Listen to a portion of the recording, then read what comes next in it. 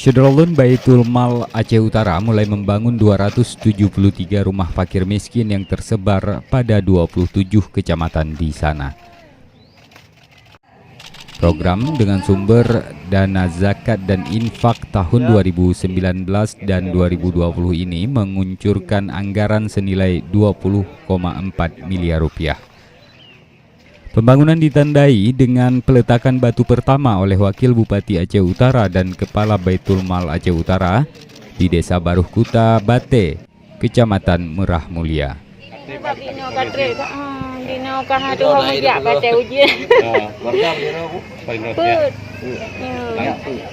Nah, di kula. Sebab buat bet memandung sebab mesti baik kula. Ada mak nyu kata mak tempe sabah. Sabah tu jak trung dia pun. Mentang ayah. Mentang. Aku kerja.